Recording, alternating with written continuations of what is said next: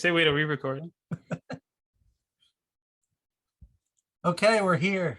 Brett, guess what? Nah. It's our 20th episode, The big 2-0 the big 2-0. that you got a fresh cut for. I did. The hair is off for anyone who's been handed a general admission business card from me. The picture of me and Brett on the front is no longer accurate. I'll have to get some like Sharpie to kind of color it out a little bit. Yeah. I'll ask Heather to make us a new one, give me a haircut, and then we'll just burn the rest. And edit our current cards. Edit. Oh man, we have had a week. You did. It's a stacked show today. Yeah. So this is our Remember a Day to Remember episode. Thank you to all our friends who contributed questions. We're very excited to talk about everything a day to remember. We're going to start the show with some news and some album talk, and then we're just going to get into a day to remember, and they're going to take us home to our show on Sunday. Yes. Have you been following the Blink news this week? I definitely got clickbaited because I did see the post on Instagram, like I think it was Sunday, and then like there were all these like outlets that is Blink-182 back together, and I clicked on it. I was like, wait, did I miss like an announcement? And apparently like they discovered that he re-added Blink-182 to his bio, and that was like the telltale sign they're back toger. But I understand you have news. It's fake. It all started with Funkos. So last week they announced Blink-182 Funkos, those little vinyl character things, and it was just a silhouette. So everyone's like, is it Tom or Matt? This is going to be the deciding factor if there's a reunion. So the image eventually leaked, and it was Tom. So have the Funkos spoken? I don't know. No one knows. So the week goes on, and they're coming up on. So the big news was it was 30 years of Blink-182. So Tom had added guitarist for Blink-182 back into his Instagram bio, which everyone took as another big sign. But Tom has done this before. Like he changes it. Sometimes he adds Blink, sometimes he doesn't. So it wasn't really a tell. Then a radio station in, I want to say Cincinnati, but I'm not sure, comes out saying that Blink-182 is going to have big news on August 1st. Where they got this information, I don't know. They were wrong. The Funko? Wasn't the Funkos. So everyone's speculating, is there a tour? What's Tom saying? Blah, blah, blah. Which leads Mark to come out on Discord, and he says, I have it here. I want to make sure I get it right. He says, essentially, I don't know where this image is, but essentially it was, I sent it to you on Instagram. That's why I can't find it in our text chat. But basically he said, there's no big news today. We're just happy that it's been 30 years of Blink. There's no announcement. And that kind of just shut everyone up. And for now. Yeah, for now. There's something brewing there, though. There has to be. Like, that level of hype and attention, like, they'd be crazy not to cash in on it. My theory is that there will be an announcement maybe towards the end of the year, and they might do something for 20 years of untitled or self-titled, whichever one of those you prefer to call it. They'll tour that next year, or as friend of the pod Matt Maceos wants, it's self-titled and everything before, with Tom rejoining the band, and they only play songs from those first 5 albums, right? It was 5 before he left. Yeah, there might have been an EP in there, but yeah. Buddha, Cheshire Cat, Dude Ranch, Enema, Take Off Your Pants. Take Off Your Pants, and then Untitled was 6. Okay, so the 5 6. before. Okay, yeah. We're not talking neighborhoods and dogs eating dogs. No, we could skip those two probably. That would be cool. I'd be all for that. Yeah, I'd be down. My friend Steve wants them to do a Blink, Angels and Airwaves, Boxcar Racer plus 44 tour, and they just do everything and interchange. They're not throughout. young guns anymore, though. I don't know if they could do that. I could see Yeah. like one show, but Yeah. an entire Yeah, tour is poor tall, Travis. tall ass. Travis's arms would fall off because I think he's the only constant member in all He's in those all of bands, them, right? except I guess Angels and Airwaves. Yeah, Maybe no Angels and Airwaves because that wouldn't really make sense. Or, I mean, it would kind of make sense, but they could open. yeah, I'm sure Tom would be psyched about that. But yeah, so that's the Blink news or the Blink non-news, but it was making a lot of waves. I found out that I am going to see Rage Against the Machine next Thursday. You at got the Garden. tickets? Got tickets. Did you bite the bullet for the We, 150 ones? yeah, but we found them on StubHub, so we're in the 100s, kind of like where we sat for Tool at Prudential, but this is at MSG, just like on that corner facing the stage in the 100s. It's like 160, I think. I mean, as long as you can hear, it'll be an awesome show. Yeah. You can rock out like Guy Fieri in that TikTok from last week. Me and my friend were talking about that today. Apparently, I saw a headline that just says Guy Fieri is addicted to going to Rage Against the Machine shows. I hope he takes us to Flavortown at the Garden. The bomb track. Imagine he's sitting next to us. Oh my God. He We just should going just- ham in that video though. Good for him. Who's going ham? Ham. But yeah, so I'm going to be listening to a ton of them this week if I can drag myself away from Fish. They have no misses, so it's definitely a good band to revisit. Yeah. Yeah. I think I'm most excited for Down Rodeo. I fucking love that song. That's such a great song. So Have they been good. playing that too? Yeah, I think so. I tried to find a set list for them, but a bunch of the most recent ones haven't been updated yet.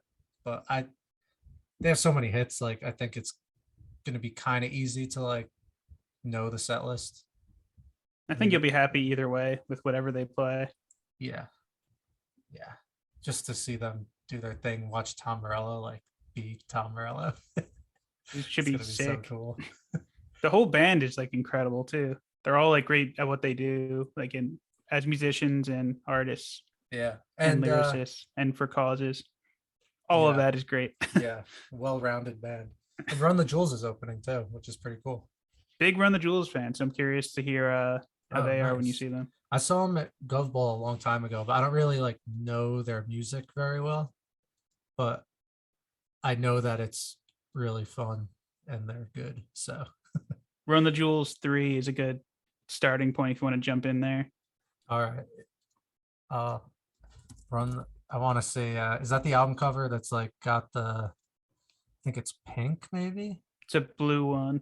Oh, they all kind of look the same. So Yeah, they all have the little on the the blue one. All right. I'll put that one on this week. Because we'll have another episode before that show. So we could do some I could prep you for it next week. yeah. Yeah, definitely. And I'll have FOMO of not being at that show. Yeah. Yeah, that was my friend was gonna take his brother bailed, so I told him I want to be runner up. So And it worked out. yeah, I'm pumped. There's some pretty cool it's like Fish adjacent news, but Trey announced these shows at the Beacon Theater in August. He's doing 2 acoustic shows, but that's not like really the point of this. It's more they're debuting this new sound system. It's the world's most advanced concert audio system, and it's called Sphere Immersive Sound. And they're testing it out at the Beacon, and I think they're installing it there. But the real thing is they're putting this thing at In the freezer. the Venetian in Vegas. No, not in the freezer. It's like this $1.8 billion project, and it's like picture like a planetarium. It's like that. It's like this giant bubble with So like the 100. IMAX at Liberty Science Center, Yes, like that. yeah, but huge, and it has 160,000 speakers in it, and it's gonna feature multi-sensory technology with immersive seating, sense, and changing temperatures. So like you're gonna be able to see a show in there, and there's also gonna be like crazy shit happening on the walls, and the sound is gonna be unlike anything that's ever been heard ever. So Can you get like the full band to play there? I that's what I'm thinking. It's like a gonna be a concert venue, but then there's gonna be all this other stuff going on. Like there's this video on the website and it shows like this spaceship taking off, and like apparently you could sit in the seats and it looks like it's going to space. They're blowing wind in your face and all this stuff. So like it might be like sensory overload for a concert, but it sounds cool as hell. That sounds 160,000 awesome. speakers with beam forming technology. I don't know what that is, but I want it. Are you gonna like be able to hear the next day? Like 160,000 speakers. That's a good point. It might That'd blow be an your mind, earplug show. quite literally. I did not mean to blow your mind, Blow your mind. but that shit happened to me all the time. All right, we won't sing that whole album, but that'd be a good episode. Me and you just sing all of the Pick of All of Destiny. Tenacious D. That would have 2 listens, and it would be us. We just do Kickapoo all the way through Beelzebub. Oh man, new YouTube series.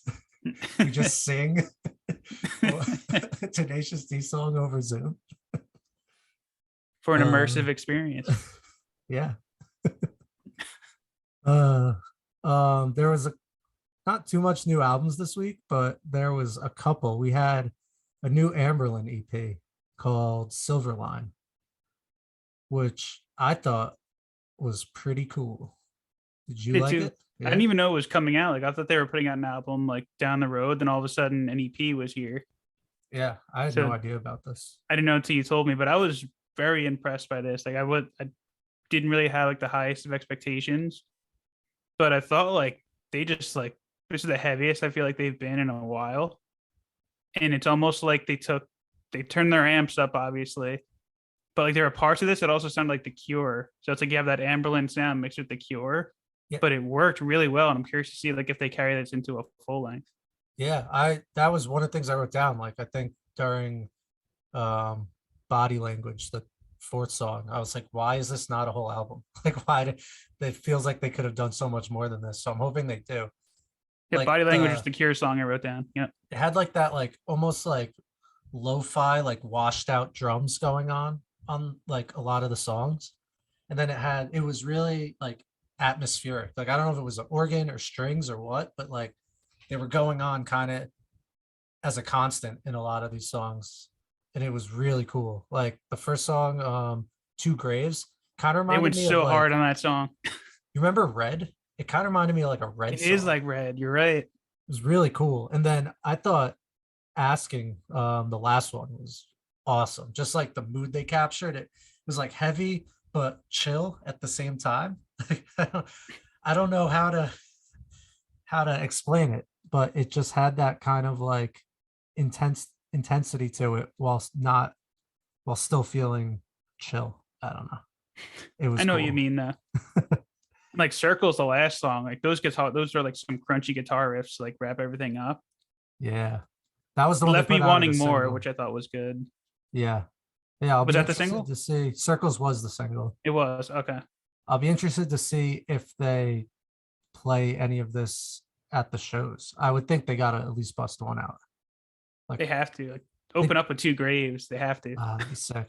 Like I would think you make new music, you're itching to play it. So I'd be surprised if they didn't at least play one or two. But Time yeah. Away definitely did them some good though, because like this is one of the strongest, like new, I guess, strongest batches of songs they put out since like what was it, 2013? Yeah. Right? Was the last time? Yeah, they took a break from 2014 to 2018. They like started doing stuff again, but nothing like crazy. They kind of just became like internet pandemic shows. and it brought them back to life. Yeah. Did Nicole like the EP? She did, but she didn't listen to it as much as she should have. To like She's got give time. like a good opinion. Yeah, yeah. Because I think she like had it on at work, so she wasn't able to like really like dig into it. I feel like Um, she's like the Anberlin expert, so I'm curious what her yeah, thoughts are. yeah. We'll ask her for next episode. And before that Um, show, yeah. And then there was one other album. I don't know if it came out this week or 2 weeks ago, but Joey Badass. It's called 2000. And sometimes like I just need a rap album in my life to like balance all the other guitar music. And I really like this album. It's just like his rhyming is really impressive. Like he's not just, it's like multiple rhymes per bar. Like it's not just the last word rhymes with the next last word. Like, and he keeps the rhyme scheme going for so long. There's like these crazy jazz beats, there's cool synth, there's saxophone. There's just like a lot going on. And yeah, it's been really enjoying it. I still have to listen to that one. I've been stuck in the remembering a day to remember and fish mode all week still, and Yeah. this Anberlin EP. If you So this want will be on my list this week. if you want to mix some rap in, Joey Badass. And shout out to Mr. Robot because he was in that and he's a killer actor. He was in the Yeah. video. He was in the TV show. He's like a main character. I Joey guess he's Badass was. more of a side character, but like he had a pretty main role for like a few seasons. Oh, I didn't know that. Wow. Yeah. Yeah. I'm blanking on his character's name, but he did a great job. Um, have you still been listening to All the Fish? All the fish. Although I took a little break the last couple of days to finally jump back into some a day to remember, but I am very much all aboard the fish train. Yeah. It's been hard for me to get out of Fish, but then once I get out, I'm able to like stay on like a day to remember or like heavier stuff. But like it's hard for me to get away from Fish. There's just so much. I've been There's so very much much. enjoying the story of the ghost. Yeah. It's such a good. Is it Gayut? Gayut? Am Yeah. I saying it right? He Yeah. was an awful pig. I think those are the lyrics. You think you're right? Then Rage into Yeah. Waiting in the Velvet Sea, Yeah. into the Mama Dance. Yeah. The What a Mama run. Dance. What a Yeah. run that was. And The Meat. Mama Dance. The Mama Dance. Yeah. Meat Also, the is so Ghost funky. Birds of a Feather to Meat. Like this whole album. Yeah. Yeah. I need to do the live deep dive soon. Yeah, There's so it's many cool on 'cause, here. like they ripped Ghost the other day at what was the last show? I guess Merriweather. They did like a 15-minute Ghost and it was so good. It got real dark in the middle and like they closed set one with it. Night two, set one closer. They did a nice like 15-minute Ghost and it Did was they break it up or it was just all the one no, ghost? just one Okay. Ghost. It was one of the better ones I've heard in a while. It's never like a bad one, but some of the jams like really stand out better. And like they're doing this thing this tour with some of these songs where they're playing songs that aren't necessarily crowd favorites, but they're jamming the hell out of them and it's making you like the songs. Like they have a couple it was when was it? It was in Hartford, night one. Like the show looks really slow on paper, but if you listen to it, it was anything but. And like they played a few off Trey's solo albums, and like you see those, you're like, those are slower songs, like whatever. But they played the song Wave of Hope, and they went off on it for like 20 plus minutes. Like they just use the song as like a jam vehicle. Like you reach a point of a jam that long where like the song itself isn't really important anymore. It's just where they're at musically and improvisationally. So it's cool. I think they call that type two. A type two jam is when it kind of just goes beyond the song and you're just out there really far in jamland. Living up to the name of a different type altogether. Yeah. Yeah. It's really cool. It's not always like something you want, but they don't they don't sit on a song for 20 to 30 minutes that often. So when it does happen, it's kind of special and it's not like, oh, what are they doing? It's just exciting. And I've been very entertained by their covers this week too that they play live. Like Yeah. you sent me the Loving Cup one, which was amazing. Then I Yes. found Tub Thumping off the Hampton Comes Alive, and they also did Sabotage, which was much better than I was expecting. I was like, it's gonna be like a really slow Sabotage, but no, they like it stays on the same speed. They did Getting Jiggy with It, which was really funny. That's cool. I've heard the Getting Jiggy with It. I never heard Sabotage though. I gotta listen to that one. I had a fun fact for Loving Cup. They have played Loving Cup live 122 times more than the Stones have. That's crazy. It's 144 versus 22. So that's a Fish song now. Which I think that might segue me to my question I had for you, which also will segue us into a Day to Remember talk. Yeah. But I think unintentionally, Fish might be ruining concerts for me in a way because they have a different set every night. So you go to whatever Fish show you go to, you don't know what you're walking into. Meanwhile, I took a peek at a Day to Remember set list for this tour that we're seeing this week, and they've been playing the same set every night. And now I see that I'm like, oh, you guys are just lazy because I'm so used to like Fish, like knowing all their songs and being able to play them whenever. So I just don't. So now I kind of feel like, why can't every band do this, especially if they have a deep catalog? Like, why do you have to play the same set list throughout the entire tour? Why can't you just do what Fish does and bring Mix out it some up. songs maybe people haven't played in? Maybe they bring a song out they haven't played in years. Yeah. Like, why can't they do this? I don't I don't know. I would like to think that bands they don't necessarily have to play an entirely different show every night, but I would like to see bands at least leave two or three open to interpretation, You know, which I think some bands kind of do, even if they're rotating then within a 6 to 8 song like cast for those Menzingers slots. do that. Yeah, I think like if I was in a band, I would want to do that because I would think playing the same set night after night could get kind of boring. But I mean, I would love to reach that problem in a band. Yeah, But yeah, I it would be cool if these bands mixed in. That reminds me of a quick story I wanted to tell you about Trey. When I saw him at the Beacon, this was like right after COVID. It was my first show back from COVID. And Trey was just doing like it was acoustic, but like he had like a string section with him and like piano and stuff. So it wasn't just like him alone on the stage. But it was a small venue, and because it was that acoustic style, it was quieter. But you had all these people wound up from being inside for 2 years, mixed with many of who are rowdy Fish fans. So the crowd was kind of split on like who was there to party and who was there to sit and like listen to the music, because you can't really talk over an acoustic show. I don't even like when people talk over an electric show, but you had half the crowd kind of chatting and the other half trying to listen to the music. I'm on team listen side. But that's it where I'd reached a be. point about halfway through the show where someone let out a shh. They shushed the talkers. Oh boy. And then the talkers shushed back.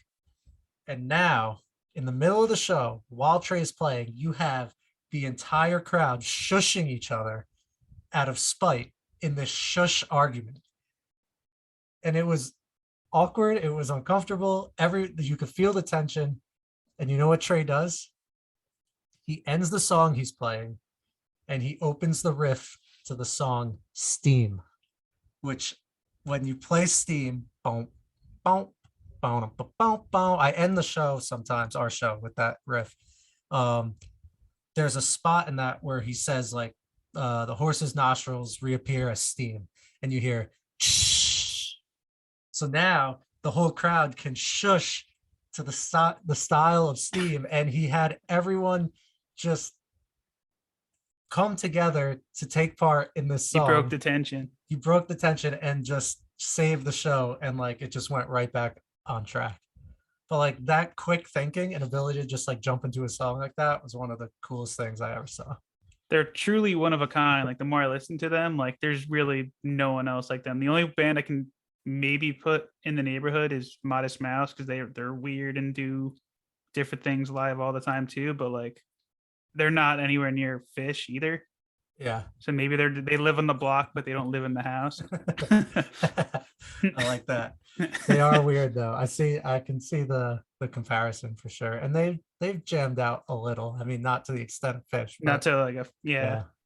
yeah. But That's an awesome story though, and makes yeah, me want to it see them is. live in person even more now. Yeah, we'll get you there. Um, December. yes. All right. I think it's time to give the people what they want and start remembering a day to remember.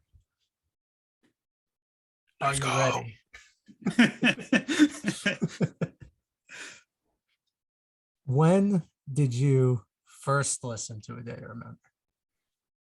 So I first heard of them when I was in high school. When For Those Who Have a Heart was out, because I feel like the Plot to Bomb the Panhandle was like everywhere. But that Yeah. was pretty much like the only song I really listened to them because like there was like this group of kids in our high school. They were like really into like super into A Day to Remember, like to a point where like it was like uncomfortably into it. So like I'm not gonna listen to A Day to Remember. I don't want to be like them. And then like after I went through, I broke up with my high school girlfriend.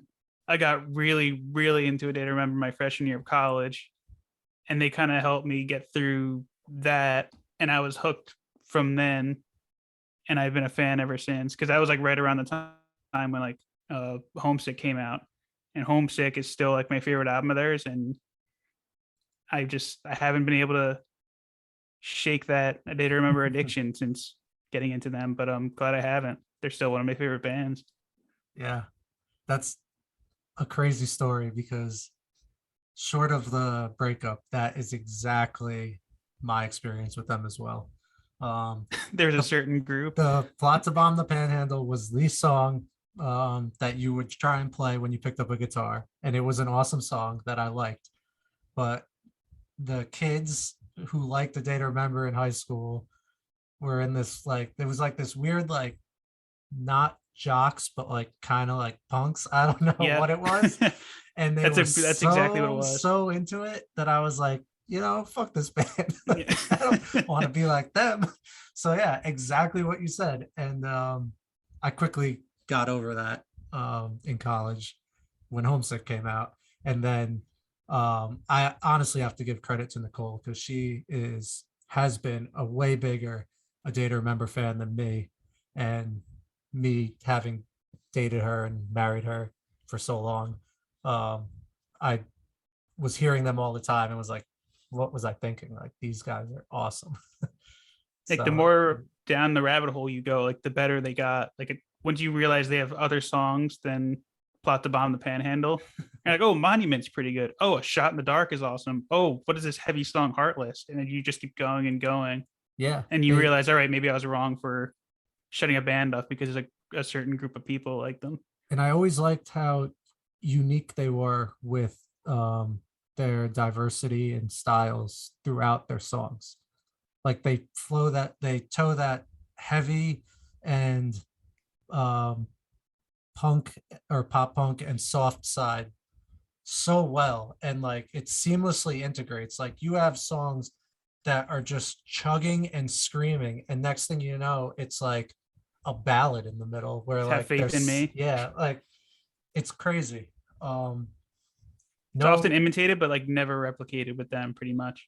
yeah, no other bands I felt like were really doing that. There were bands that would do the heavy stuff and there were bands that would do the pop punk stuff, but no bands I felt really merged, tied it all together like The Day to Remember does. And that's why I like them.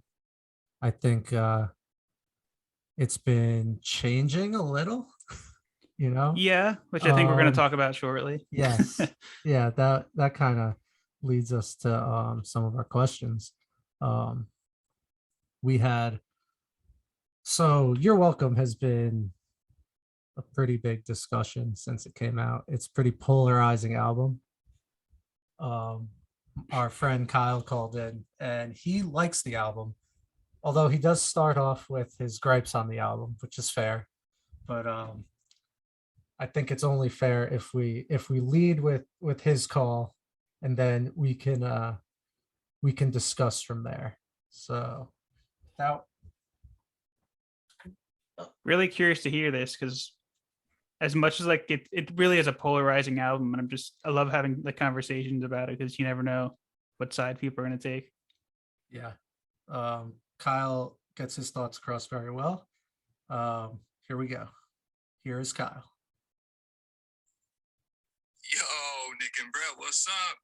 Just wanted to start by saying that I fucking love you guys. Seriously, anyone who fucks with rock or punk or hardcore should be tuning in to General Admission. Your podcast is dope.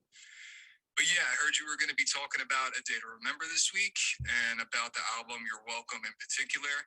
And I know a lot of folks think this album is trash. I've read so many terrible reviews and heard so many people say that the album was just shit, Oops. you know? But I really fuck with this album, so I wanted to give it some love. By no stretch of the imagination do I think this was their best album. To be perfectly honest, I'd put it near the bottom of my list, probably with And Their Name Was Treason. The quality of the record was just inconsistent, and it had my least favorite ADTR song ever. FYM was just fucking awful. The lyrics felt juvenile, and beyond a somewhat catchy vocal melody, I didn't really find any redeeming qualities in that song. And honestly, beyond that, a few of the tracks on Your Welcome were pretty forgettable or just meh. I've listened to Only Money probably a dozen times, and I still couldn't tell you how it goes. And even though the build up and the breakdown on Permanent went hard and I loved it, the rest of the song was just a lot of toneless kind of noise. And on a side note, I just have to say I've been a little disappointed with Jeremy's little one-liners that set up the breakdowns. I mean, you know, if you go back to Homesick, you get these brilliant little gems like the hem on I'm Made of Wax, Larry, the disrespect your surroundings on Mr. Highway's Been Thinking About the Ends. This is a Battleground on My Life for Hire. And they were just perfect setups. But on Your Welcome, you get fucking Welcome to the Eye of the Tiger, Go on Resentment. And it's like, you know, we know you can do better than that, Jeremy. So bring back the heat a little bit.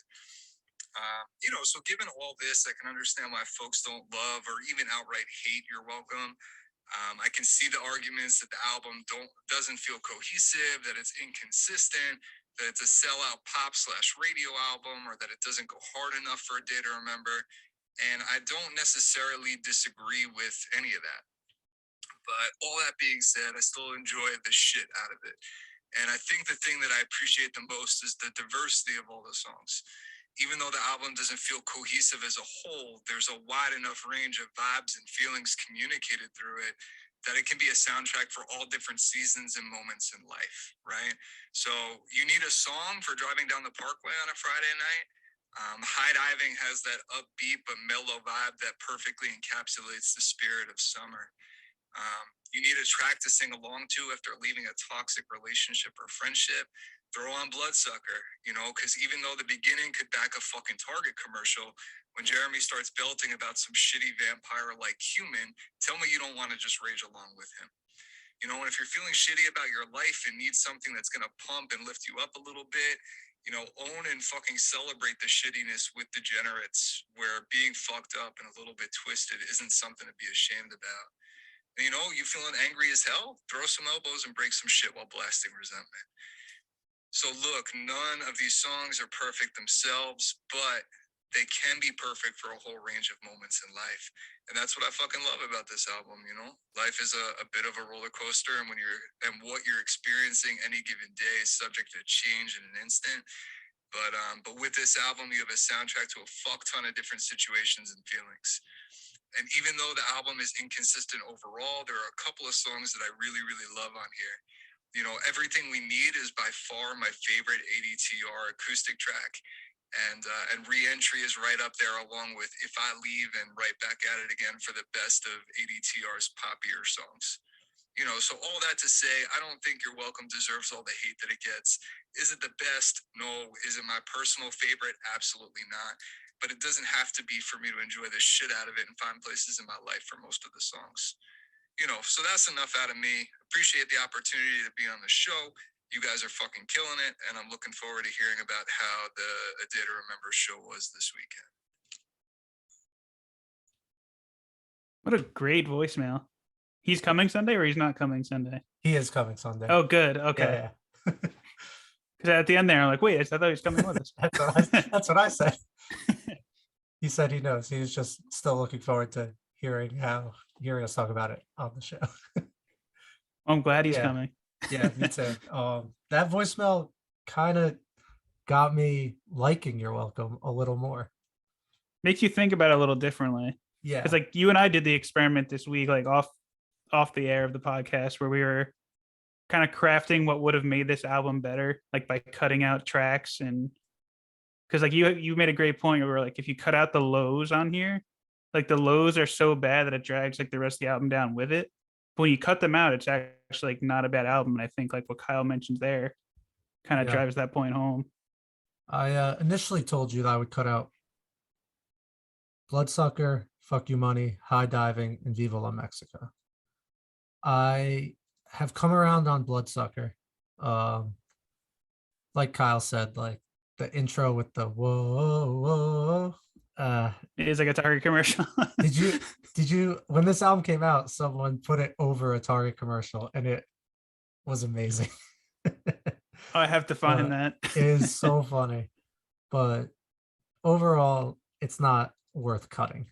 Fuck You Money, Viva La Mexico. They can cut. stay out. Yeah. Um, High Diving, I think, deserves to be in because it reminds you of like Sturgill Simpson. What was that album that came out a couple years ago?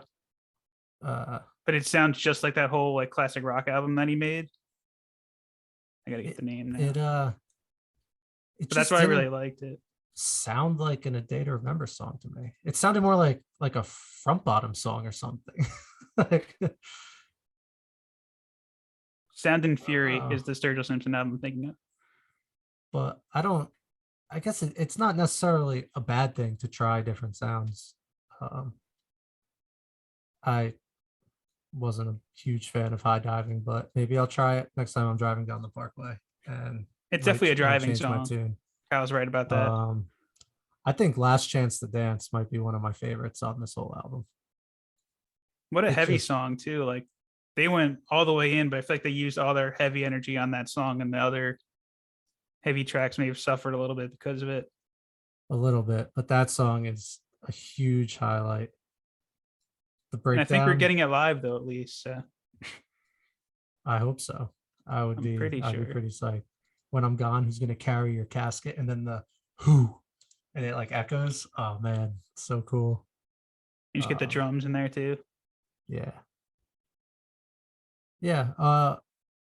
Overall, the album's not as bad as I felt it is. It's just that Fuck You Money and Viva La Mexico are so bad that it makes me hate the album for giving them a place to live. It really does like weigh the whole thing down, which is a shame, but hopefully that's an experiment that they tried once and they never come back to again. Yeah. Yeah. I don't know. Set up another band, A Night to Forget, and you can make different music there. That's where those songs can go. That's got to be like out of a review for this album. Yeah, no, I think Kyle made some good points on how an album can kind of exist beyond the album and how you perceive it in your day-to-day life and how songs might relate to you or touch on things you're thinking about. And that kind of makes you feel better about them rather than just listening to them from some over analytical point of view on where a band's at 6 or 7 albums in, which is kind of how I approach this album. But it's how we both did. We have high expectations for these guys. Like we said last week, they've really never missed. So to have one that had some duds on it was hard to deal with. Because remember, like their duds are salvageable. Like these were not. Like their duds were just the lowest of the low here for them. Yeah, they were an insult to music everywhere. It's too harsh. No, it's accurate. But yeah, I've been spinning You're Welcome a little more with the show coming up, and I don't I don't hate it as much as I thought I did. And I probably could have told you this would have happened when it came out. But sometimes you just need to step away from something for a little bit and then come back to it with some fresh ears. I don't But know. fun fact, we're only getting 4 songs off this on Sunday. Interesting. I'm gonna say, don't tell me. I don't want to Okay. know. But Brick Wall, Mind Reader, Resentment, and Everything We Need. It's my guess. Some, but not all. All right. We shall see. So that leads us into Matt's question. Do you have this one written down? Do you want to present this one? I do. Should I read it as is? Yeah, whatever you think. Let me just pull it up real quick. Because he kind of touched on You're Welcome, but he also touched on Bad Vibrations, which was interesting because I didn't know that was anything but a good album.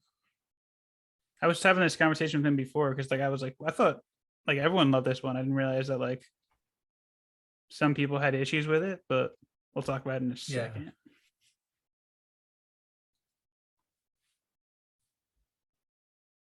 All right, so here's Matt's comment. Matt, of course, was on our emo album draft a couple weeks ago, or about a month ago now. But he said, "A Day to Remember was at its best when Chad Gilbert from Newfound Glory was producing their albums. Chad produced Homesick, What Separates Me From You, and Common Courtesy. I think his background in both pop punk and metal helped them create the perfect blend of heavy and pop. They never found that sweet spot on Bad Vibrations, and they're playing. I don't know if I now. Do you want a tour set list spoiler, or do you want me to skip that? Is it specific songs? No, it's specific about an album though. All right, yeah, that's fine. So they never found that sweet spot on Bad Vibrations as they're playing one song from that album on this current tour. Ooh. And You're Welcome was an unmitigated mess. They needed another voice in the room when writing and recording. And the interesting point is, so they just put out the single Miracle, right? Mm-hmm. So Matt's been digging into songwriting credits. He's been finding like some really fun facts by when he does that. He's listening to a song. So on this one, he found that there was a co-writing credit here from Cody Quidtad, who does the clean vocals in Wage War. Ooh. So, and he also co-wrote Ultraviolet with Silverstein. So Matt's thinking is, and hopefully this leads into if Miracle is a part of an album, that they're writing with other people, and then hopefully this can kind of give them that resurgence and allow other voices to kind of get them back to what they were doing best when they were working with Chad. So I'm not sure if that's a question, but it's kind of just like, do we think that they were at their best when they were like more collaborative with people like Chad Gilbert of Newfound Glory? I mean, that could kind of take us to what your favorite album might be. You mentioned Homesick earlier. For me, it's What Separates Me From You and Common Courtesy are probably my two favorites. It's close. Which And those are both produced by Chad. Yeah, so that, and those do, as I was saying earlier, they all really toe that line of different genres between heavy and pop punk very nicely. But Bad Vibrations, I could see, is more of just a straightforward heavy album. Yep. Which we like, but do the people who prefer the poppy side of A Day to Remember not like Bad Vibrations in the same vein that we don't like You're Welcome because it's missing the heavier side?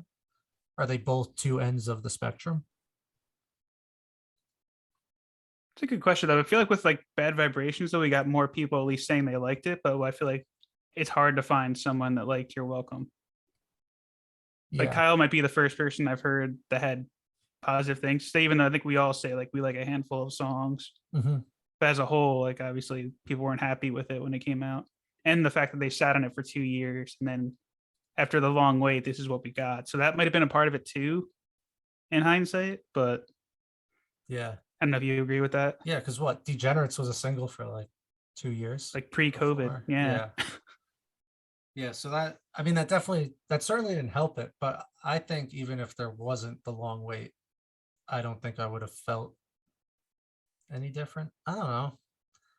Maybe a little. Maybe like with the long wait, you're going into it more like ready for it, as opposed to like, oh, the new A Day to Remember album's out, let's check it out. Instead, you're waiting for it. But I don't know if that's a great argument, because if you're a fan, you're probably waiting for it either way.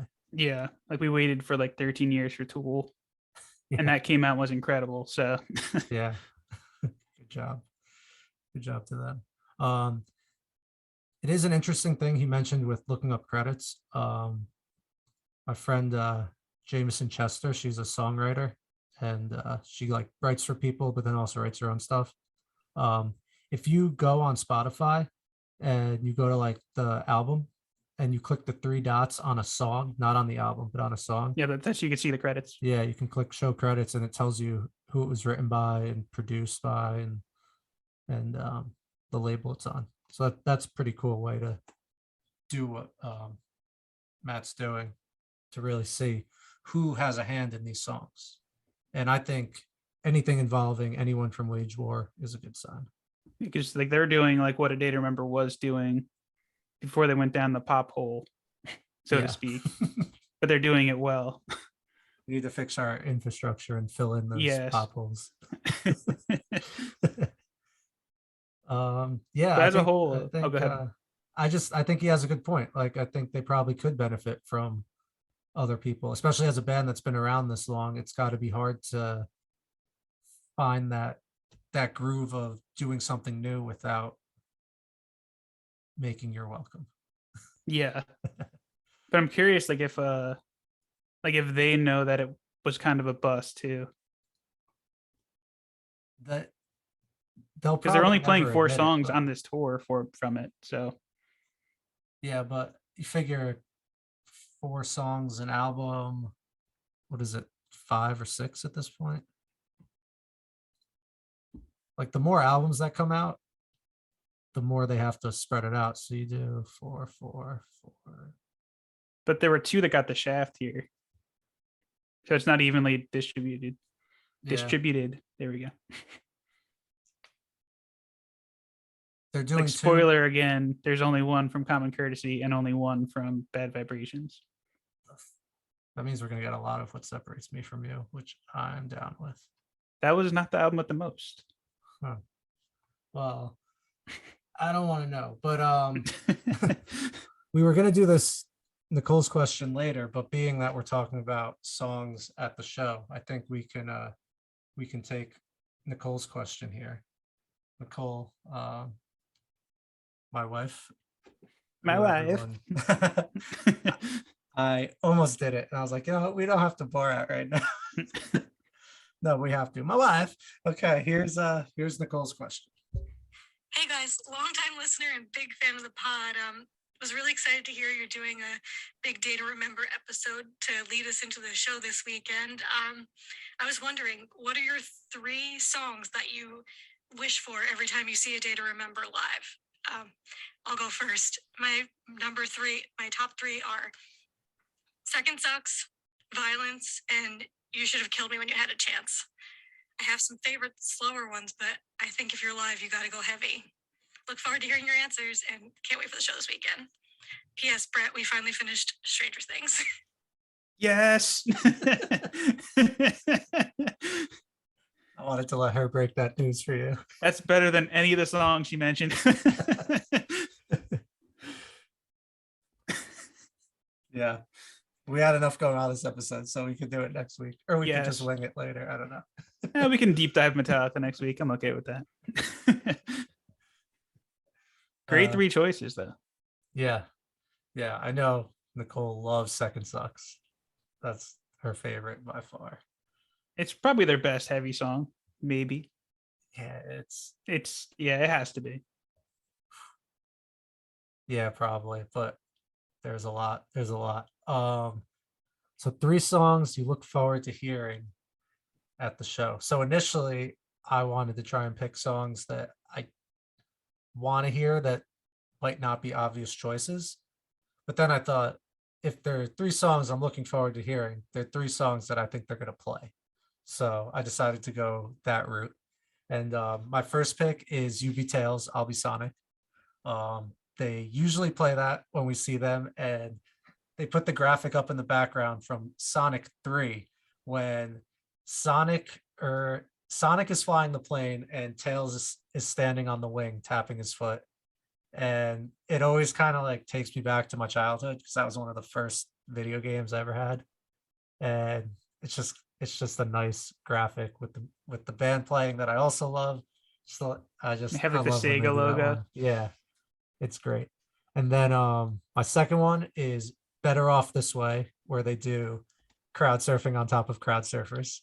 We're gonna have to strategically place ourselves to not be in the line of fire, or we just have to make sure to catch people. But always a fun one that they usually do. I don't know if they're rotating things out or not. And then my last pick is NJ Legion Iced Tea. I don't know that they'll definitely play that, but we're going to be in Jersey. I love that intro, and then the Get Up, Get Out with the chugging guitars. And like, it's just such a fun song to dance and sing to. There's that really cool guitar riff that leads back into the intro riff and then into the chorus. And it's just so good. So yeah, those are my 3. Tails Sonic, Better Off This Way, NJ Legion Iced Tea. They do whip NJ Legion Iced Tea out for Jersey shows sometimes. Remember, I saw them back in college, and like they were playing the same set on the whole tour, but then they substituted out a homesick song, another homesick song for that one, and it was awesome at the convention center. So you're it's saying possible there's a they did. chance. There's a chance. They've done it in Asbury before. Nice. So I mean, you're on the beach in Asbury. How do you not play your song that is titled after New Jersey? that's why I think they might do it. They might.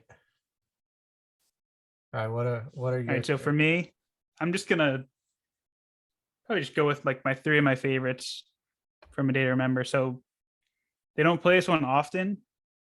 Well, I guess they kind of do, but Monument off For Those Who Have a Heart. It's like it was probably like the second song after Plot to Bomb a Panhandle that I fell in love with, and like I listened to like over and over and over again when I started to get really into them. So like that one's always fun to hear. My favorite heavy song, Mr. Highway's Thinking About the End, yeah, because it's probably my favorite breakdown by them, which I think we might talk about in a little bit too. But I love hearing that one live, especially just hearing Disrespect Your Surroundings with an audience and everyone goes nuts. There's like nothing better than that. so good. So good. And then the hi-hat tap. Oh yeah. Man. Ding. And I would have to agree with Nicole here. I think Second Sucks live is awesome too. I remember the first time I saw them headline a show was at that Asbury show, and it was 2 days after or 3 days after What Separates Me From You came out. So like people didn't really know the album too well yet, but they came out and they opened with that. And they had like these boxing bags at the side of the stage, and their background was like A Day to Remember with like boxing gloves. And they came out playing Second Sucks, and then the whole place just went like ape shit. Wow. And like lost their minds. It was like probably the greatest concert opener I've ever been a part of. And I think because of that reason, I had to include it here because I love hearing that live at shows. What a way to kick off a show. Like you're setting the bar, you're setting the energy level high. You get the Just fight, keep and it then going. it just the curtains go down, and like they shoot off like the confetti. I'm a mess. That's the best way to describe it. You start off at 100 pretty much when that one Yeah. when they open up with that one. Yeah, I think depending on where we're positioned at the show, I'll dip into the mosh pit for that one and then dip back out. But we'll see. We'll see where our crew's standing. They definitely lean into the mosh song, so that's all I'll tell you about the set. But We can do our own it's a little mosh it's a pit. pretty solid set list. Just throw Nicole into the crowd. That'll go over well. Yeah. We had another question from one of our draft participants, Frank. Yes, we did. He was asking about our favorite B-sides. And he brought up the yeah. EP Attack of the Killer B-sides, which is a fun little EP with their Over My Head cover, Since You've Been Gone. One of Frank's favorite songs, right, Where Will You Want Me to Be, which is actually a Day to Remember Christmas song. And it's Oh, also like low key one of their best songs too. That's kind of forgotten about. It is very much a true B-side. And I think then the last song was like an acoustic cover of another song about the weekend. I want to say. yeah. Yep. Got it. Nice.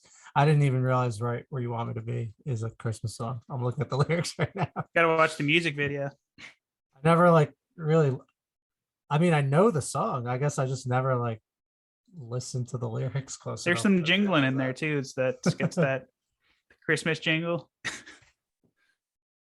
It's a great pick. I love that Frank's favorite A Day to Remember song is a B-side holiday song. You That's wouldn't know pretty it awesome. unless like you kind of like you said, if you listen really hard, if you watch the music video. Yeah. So for this, I know you said you wanted to just maybe take a deep cut, but for me, I'm gonna take one of these songs. Literally. It's just a tough choice between Since You've Been Gone and Over My Head. They're both really, really good covers. I think I gotta go Over My Head just because of the breakdown in it.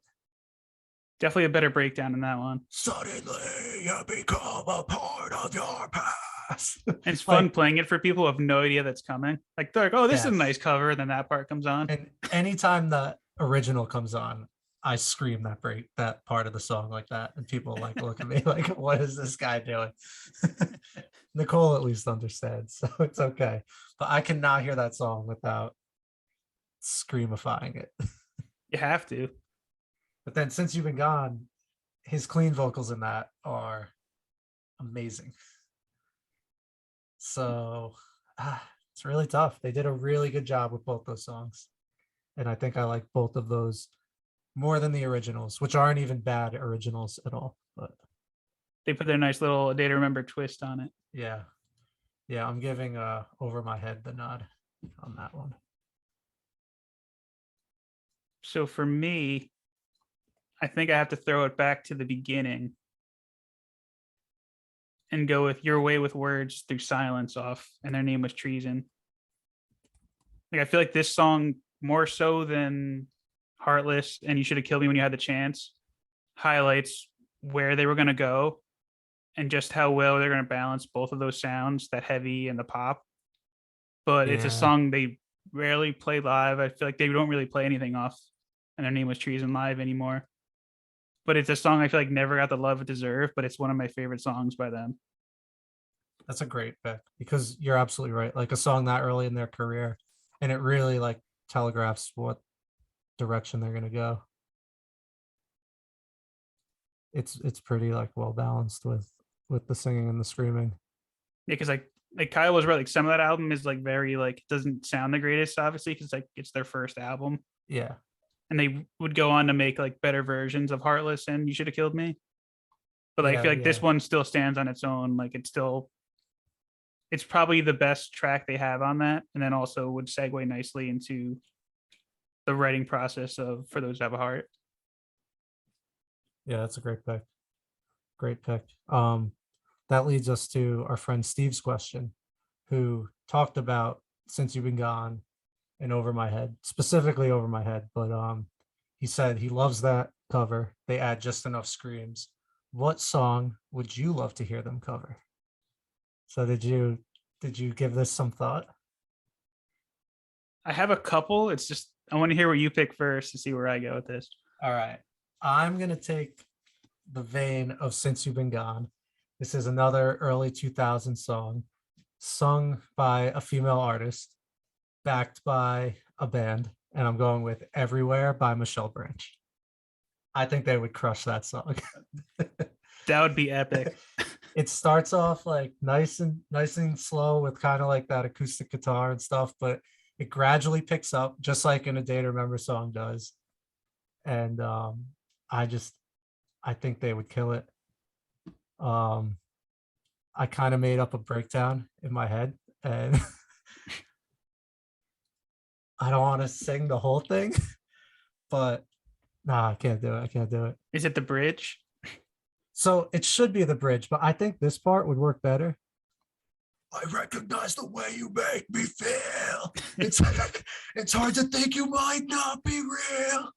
I sense it now, the water's getting deep. I try to wash the pain away from me. Don't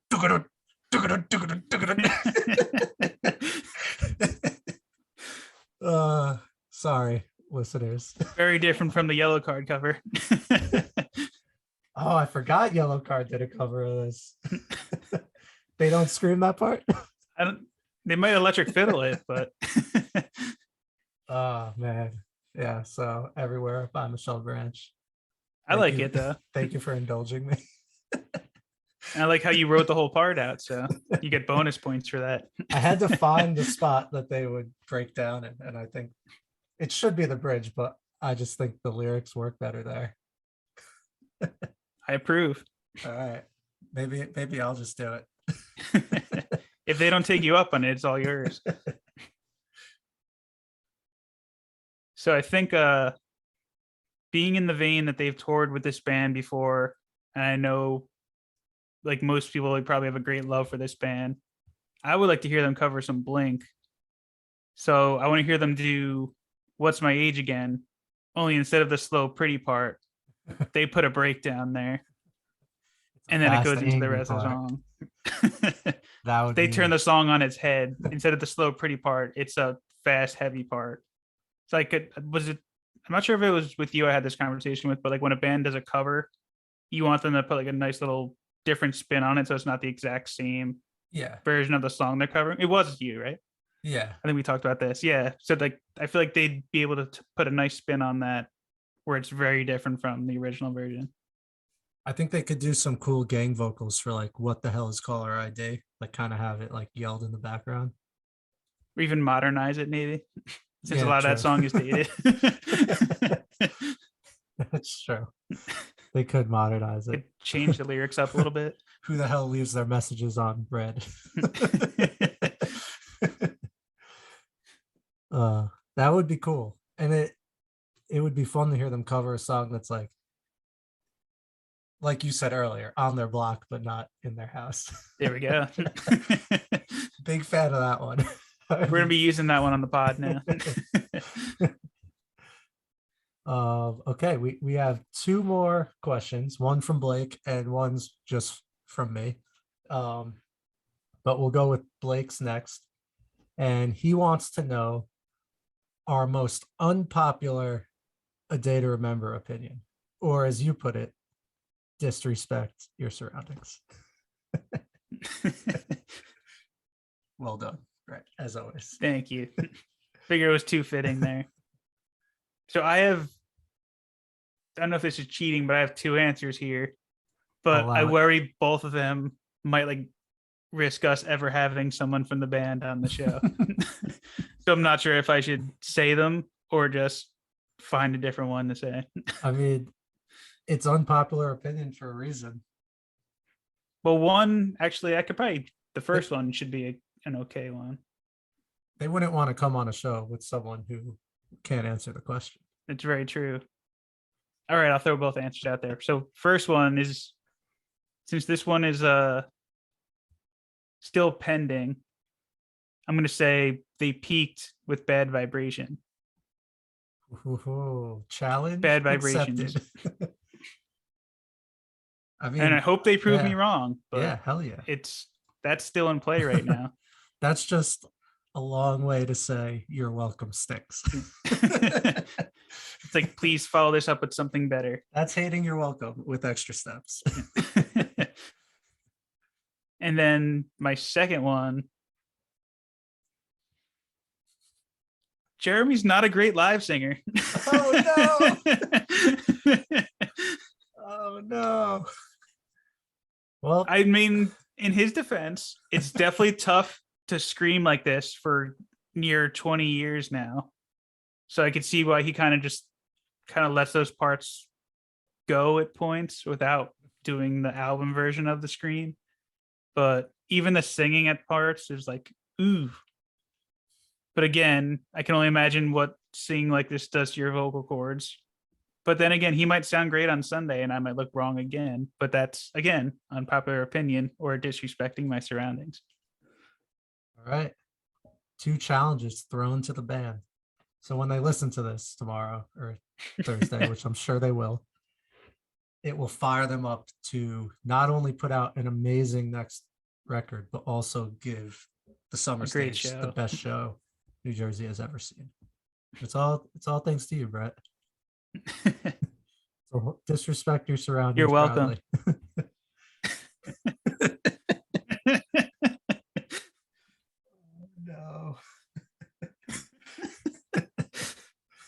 No. Too easy. For my unpopular opinion, I'm gonna say their merch stinks. I do not like their t-shirt designs at all. Yes. Ever. And I second you on this one. they're so big. Like they take up the whole shirt, the sleeves, like it's not for me. And then they have the tie-dye shirts, which are cool, but then they throw huge letters on it. And they're not like, I mean, I don't want to gatekeep tie-dye, but they're not really like a tie-dye band. So that's kind of weird, but they're still like kind of like, who doesn't like tie-dye?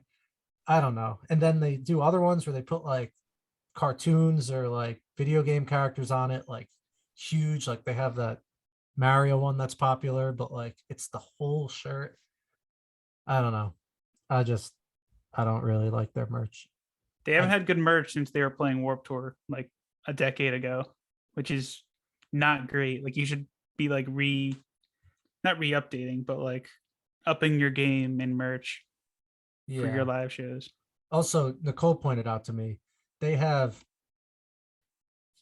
2 shirts and a sweatshirt out for the song Miracle. That doesn't make any sense. I'm all for bands trying to make money, but we're putting out shirts for a single now. It's got to be an album announcement behind that if you want people to like buy it. Yeah. Like they had Your Welcome merch, I'm pretty sure. Yeah, they have. I'm looking at Your Welcome sweatpants right now, but there's so you won't be getting going anything on Sunday, you're saying? No, probably not. Probably not.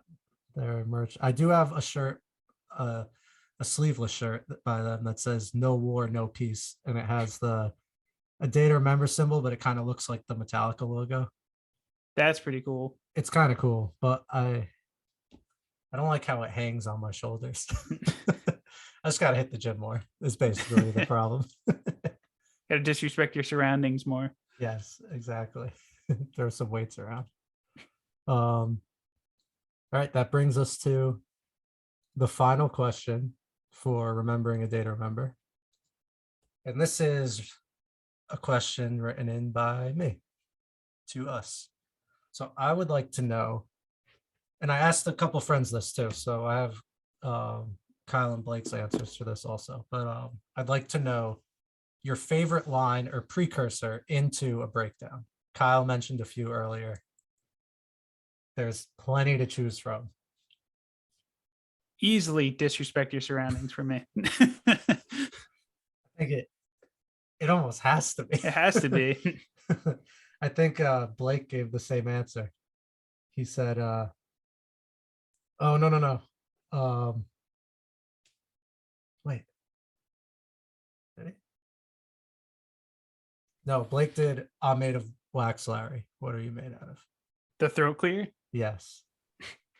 He said the build up with the chorus of voices going, oh, and then cutting off the silence. At the perfect time, you get the ahem right into everybody's out to get me. Am I combining songs here? No, you got it. Okay. You're just really sick of hearing me scream. Yeah, I was like, I was looking at their other songs to see like if I'm missing any lines into breakdowns. Very self-conscious about my screams, Brett. You can't just go silent after I drop a breakdown on you like that. That's my bad. Mr. Highway's got to be the one that comes to mind right away.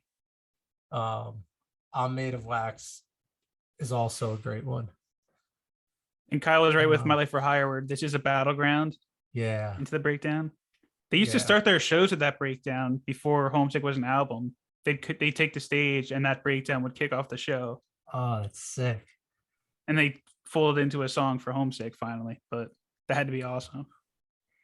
So we touched on Last Chance to Dance earlier, and that quickly rose to the top for one of my favorites. Drop the dead weight. I'm moving past this when I'm gone. Who's going to carry your casket? And then It is a great one. The Who is really what gets it. But I'm torn between two. Paranoia. I just like, I am your breaking point. Dun, dun, dun, That is a good one too. Really good. And then I think what my number one choice is Sticks and Bricks. If you can't stand the pressure, get the fuck out of my way. This one goes out to everyone who's lied to my face. And he goes, my heart is filled with hate. And it goes right into the breakdown. My heart is filled with hate is just an awesome line It to is go so into good. an epic breakdown like that. And to kick off the album too. Yeah. Yeah. I think that is probably my number one, but there's so many good ones out there. What's the one on life lessons learned the hard way? I am not sure off the top of my head. Let's see. I was gonna note before. I feel like you forgot about that one on your heavy songs.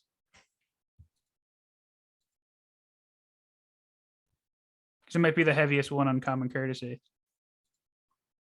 You'll live your life as a fucking target. You've That's earned it. my There we go. disgust. Yeah. That is a really good one. Goes out to the head of Victory Records, I believe. Wow. That's sick. Let's look up the song credits because that's a thing. It's just a day to remember. Jeremy, Neil, Tom Denny. Tom, the original guitarist, That's cool. who still writes with them, but isn't in the band anymore. Interesting. I guess they ended things on a good note.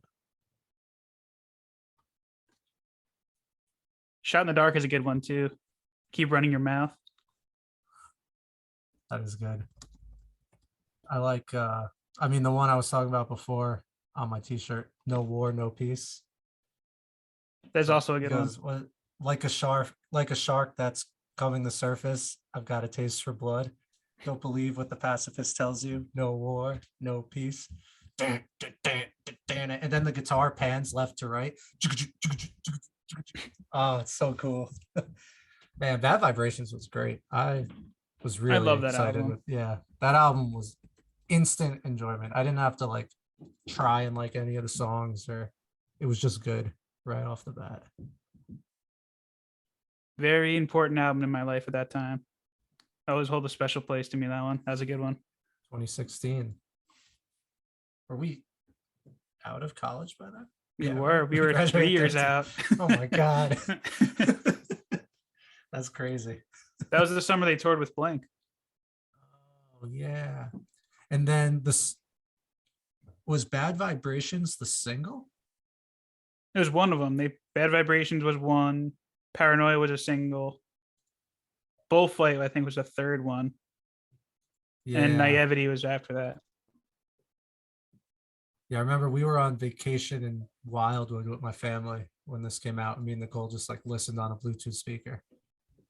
Instantly liked it. Very heavy. Yeah. I feel like they kind of went too far the other way after it. But yeah, I actually want to backpedal on what I said about Miracle last week. It's a great song. it is a great song, right?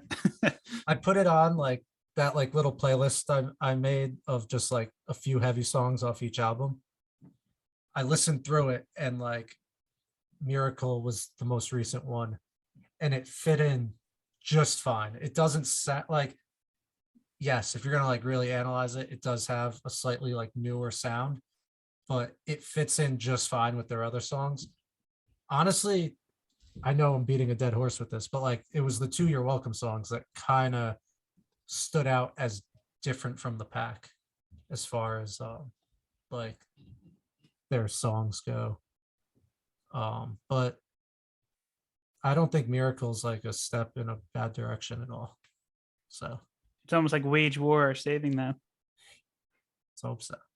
And let's hope it's a sign of the direction of the album. Because if the album's like that, I won't complain. I No. promise.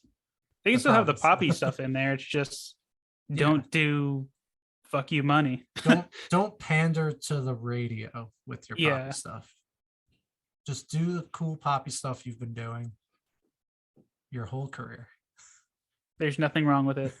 Look at Rise Against. Yeah. Yeah. I could get into Rise Against, but I won't. It'll just take a while. But I think their lyrics are their saving grace. Rise Against. Yeah, because like if you don't change stuff up musically a ton, like they don't really change their formula No, they stick to instrumentally, it. but because the lyrics are so good, it doesn't matter, at least to me. But yeah, they're just GOAT status. So They are. It would take them becoming like right-wing lunatics to really turn me off of them at this Yeah. point. Like they can't go wrong if they just keep doing what they're Doing what they're doing. Yeah. Another show that you're not coming to. We've established this 100 Yes. times, but I just okay. Unfortunately. Because I have like 4 tickets for that, and at this point, I don't know who's coming. I don't know if I've been paid. I don't know what's going on. I bought those so long ago. It's a It was couple weeks like- away I too. bought them in January. It's such a long way away to February, but still, that's a lot of months to buy tickets ahead of time. But it's gonna be a great show. But let's not Wish I get could be past- there, but Get past this weekend first. it Got should be a Fish- good one. I'm excited uh, for this one. Fish Friday on the beach in AC. I I'll probably be have watching that from my couch. a beer Olympics Saturday, which is the only reason I'm not going to Fish Saturday also. And then a day to remember Sunday. What a weekend. Yeah, I'm a little nervous for a day to remember because like following a beer Olympics is gonna be tough. But I think as long as I don't get suckered into shots, I should be in a fine shape. To stand in the heat for a couple hours. Yeah, and just keep drinking beer. Yeah. Monday and Tuesday will be awful, but I don't care. We'll be recording one of those days. So keep Yeah, feeling a day well, to remember still.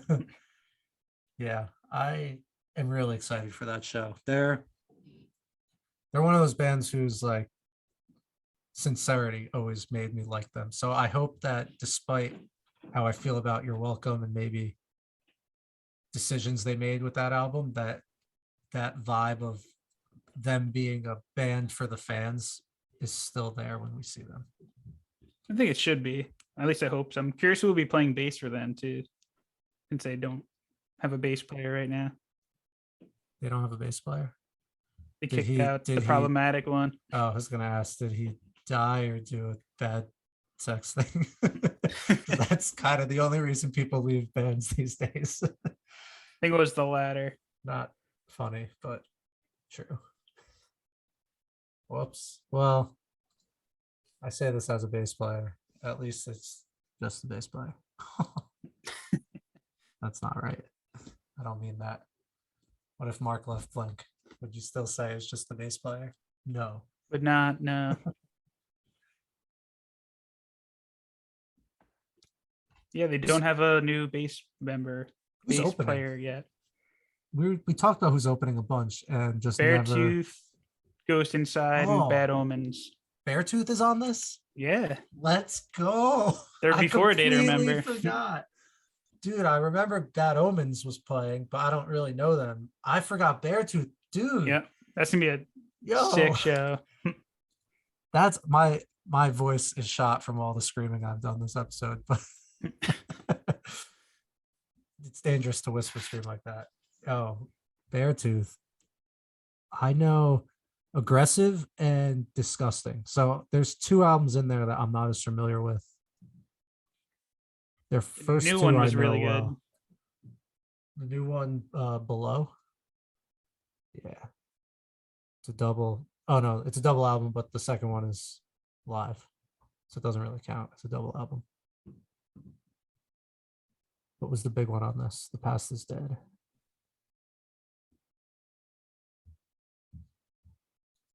Oh man, I'm so pumped for Beartooth. Let's go. And I Ghost gotta- Inside should be sick too. I gotta brush up. Oh, I definitely know a song or two. Ghost Inside. This is a pretty stacked show. The 4 Engine bands. Holy 99, shit. Engine Yeah, Engine 45. 45. There it is. Yeah. We're gonna have to get there like pretty early. Yeah, it says it starts at 4 on the ticket, Oh my god. which makes sense because like pony shows have to end at 10 because of stupid curfew. Yeah. And 4 bands. Sweet. This will be our first show as a pod. It will be. That's right. Wow. Gonna blow up the Instagram. Get some. We still need Nicole needs us. I mean, this is not relevant to the episode really anymore, but we need a good picture of each of us for like the YouTube thumbnails, because right now it's just like a grainy zoom clipped image. It's not our logo. No, Nicole, I send her us and the guests each week and she clips it out, and then I tell her the text to put. Yeah, but it's just the same 2 pictures of us every week. So we got to get some new ones, especially now that my hair is gone. RIP. It could be back though. Yeah, just give it 2 years again. Oh, Either before we way, go, can yeah. I ask you a day to remember question? I would love that. There's a follow up before, but I forgot to ask it. So I know you, like you said, what separates me from you is your favorite, right? Yeah, or Common Courtesy. It's really Okay. tight between the two. I kind of put those together. You want to know, sorry, I interrupted your question because I can't decide, but is that the question? No. Okay. So do you think what separates me from you is too short?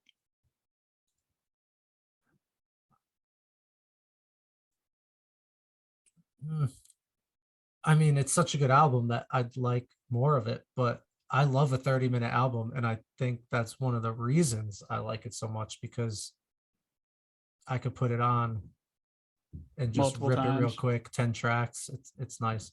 I'm just realizing now Common Courtesy is twice as long. It is. So I remember being really excited they finally followed up with a longer one. But then there was a lot of filler on like the end of Common Courtesy, I feel like. Yeah. Yeah, there's a few of these I don't recognize by name as much, but I'm sure I would know if I played through it. What is this 9-minute song? I remember 9 minutes. What's going on here? The second half of them is just them talking in the studio, but they kept the recording in. Oh And they're yeah, telling stories from touring. yeah. They tell that New Jersey story of the kid who says, "I'm walking here." Oh yeah, yeah. Oh, you can't script that better. That to actually happen. People actually say that in New York. I've never heard it. I've never heard it said unironically. Until that album. I like how Common Courtesy leaves some of that in, like Right Back at It Again, or is it Sometimes You're the Nail? Which one? He's like trying to play the riff. Where it starts off with it. Yeah, it's Sometimes You're That's the Hammer. Sometimes You're the Hammer. Yeah. You hear him practicing it. He's like, and I got it. Yeah, And then it goes into it. Yeah. I like that kind of stuff because it just makes you feel a little closer to the band. Kind of feels like you got a little behind the scenes. And they leave the bitch in on Right Back at It Again. I love the bitch so fucking much. Yeah. I think Common Courtesy's probably got a little edge on what separates me from you because it has more songs and some of those things we're talking about. But what separates me from you is a tight 10 song. Every song is awesome. Which, No skips. yeah, no skips. I hope they play all the songs I like. It's a very good set What a list. hot take. I will say it's one of the better set lists of theirs I've seen. How many songs are on it? 20. Nice. Four song encore. Nice. All right. I'm excited. I'll see you Sunday. Until then, I was trying to find I was trying to find a good line into a breakdown, but I was like, I don't know if they have a good goodbye one. Well, I mean, if it means a lot to you, we can wait till we think of one. Just have some faith in me, Brett. That's a good ender. All right. All signs point to the summer stage. We'll see you Sunday. Be the downfall of us all. What will be?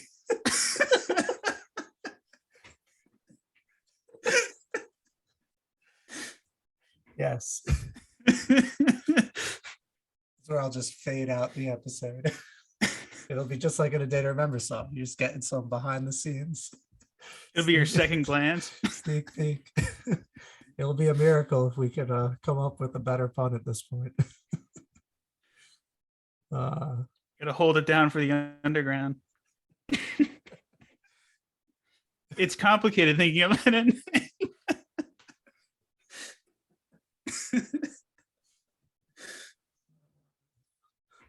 All right, that was my last one. Are you done? I'm done now. All right. Thank you. Be right back at it again next week. Why do you say you're welcome?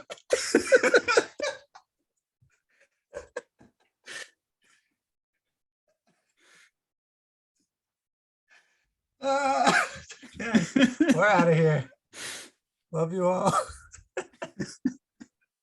Where's the stop button? Where is the stop button? There we go.